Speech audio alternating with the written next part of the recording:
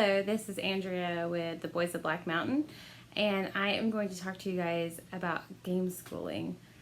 Now, the first thing you need to understand is that board games were a part of our lives before they were a part of our homeschool. And when you see that we have a lot of games and how we use them, it might be a little overwhelming. But I just wanted to say that you can game school with dice. Like, you can start game schooling with a pair of dice. That's all you would need. That's our big family connection time, that and outdoors. I tend more to outdoors, and the other big thing is my husband is a huge gamer, and that is what he prefers to do for family time, and for really any time. If you're our friend, you know that we love board game nights. It's just who we are. My husband more so than me. He loves it. He's good at it. He's good at understanding it. He's good at explaining it. Some games I buy and I'm like, I'm not going to play this until Jesse gets home because I don't even want to figure it out. So yes, my husband Jesse is a huge gamer. So a little bit about game schooling. Game schooling is just a silly word that means that you homeschool with games as when you can. And the benefit of that is it's together time. If you have a kid that's resistant to sheet work, it would help that because they don't know that they're learning. And for me, it completely takes the place of all of those advanced critical thinking type workbooks, which, like, when I want my kids to think critically, board gaming is you're critically thinking all the time. It's being artistic, it is being quick on your feet, it's being strategic, it's changing your plans when someone messes up your plans. So it's very much strategic thinking and critical thinking to as high as you can get because you're interacting with people constantly. And so that's why we love using board games for homeschool. The other benefit for me is that they're beautiful, they're interactive. I particularly like games that are pretty. And so all of mine are more like, you'll see like Azul and Wingspan, which is my absolute favorite game. But a few things I want to also say is that, like, if you don't like Monopoly, that doesn't mean that you don't like board games, because there are a lot of different types of board games. Most homeschool moms will just use educational games for homeschooling, and there is absolutely nothing wrong with that. It's just a different type of game. So, for instance, we have bingo, we have bug bingo, and then this year, because we're doing around the world, we have bingo capital bingo, I think is what it's called. So an educational game is usually a game that is just for education. And of course it has like maybe a roll dice element or a bingo element, but it's specifically for teaching. Maybe it would be, we have an animal tracks matching game. So it's a normal theme like matching or, just rolling the dice and going, or trivia. But the whole purpose of the game is education. And I will show you a few of those games that we have. The second type of game, usually that people think of first, is party games or family games. And those can be a little different, but they also overlap. So a family game or a party game, let's say, would be Apples to Apples. So very popular. You can buy it at Walmart or Target. But that game is specifically for large groups of people, and it's a party game. It doesn't require a ton of critical thinking. It's just kind of fun. Family games would be like Monopoly. You grew up with it. It definitely has a math element and all of these things, but it's not educational. It's not specific for education, even though they're learning a ton when they're actually doing these things. And then the fourth type of game, that my husband, if he ever sees this video, is going to laugh in my face because we just got in an argument about how there really aren't different types of games. Because he's like, well, there's family games and there's gamer games. And I was like, yes, but everyone's smart, which is true. So I'm completely going back on what I said in our argument. And the last kind of game is the gamer games. And the gamer games are a little bit harder to find at Target or at Walmart, but they're the most fun. Usually they would involve the most critical thinking. And these are the games that we would say in our family we prefer because it's fun. And the kids have to kind of rise to the level of the gamer game. And we just kind of include our kids, and they usually lose a lot, but not always, actually. I mean, they beat us all the time because there is a chance element in these games. So So that would be more like I said, Azul or photosynthesis or even Ticket to Ride. Even though kids can play that game, you usually can get better because it involves critical thinking and changing courses and things like that. So those are the 4 types of games, and I'm going to show you what we're doing for around the world this year are the games that we chose, and my top picks, the ones that I would always go to that I think are fun. So I hope this video isn't too long. All right, so educational games are first. You can kind of see our board games are at the top there. We have some also down here, which I'll get into later. So this is the first category of games. These are the games that are particularly to be educational. And to be honest, I don't really like these types of games, which is why we don't have that many. But if there is an element that I want to teach, like capitals.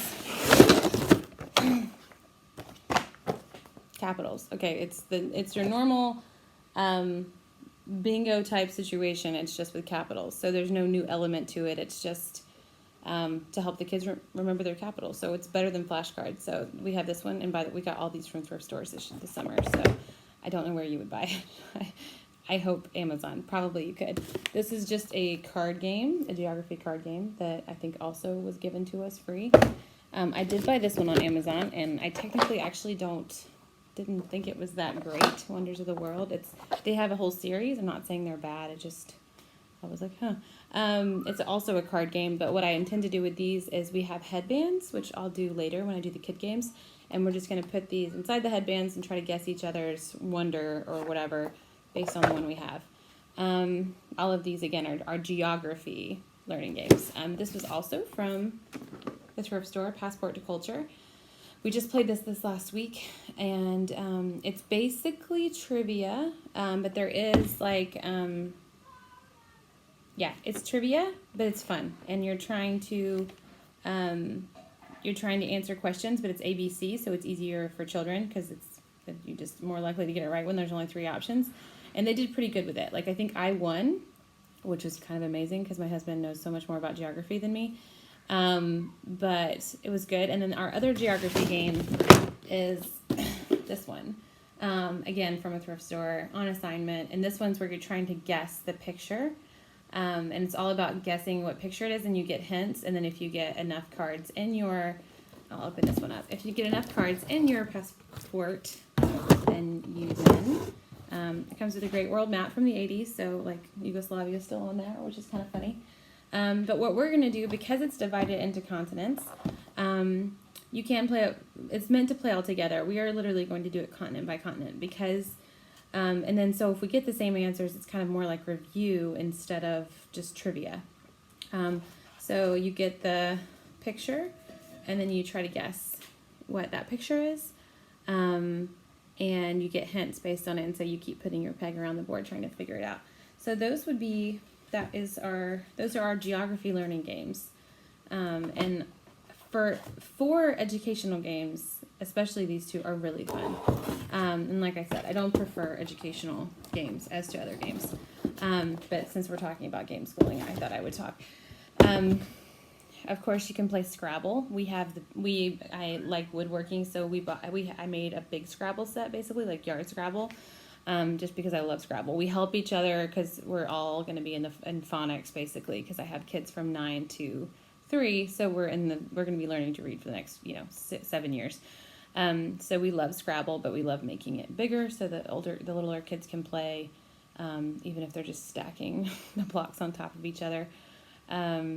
There's a lot of Upwards is great for. We didn't bring that one over this time because we already had Scrabble, but they also have like the dice that have the letters on it where you just roll it.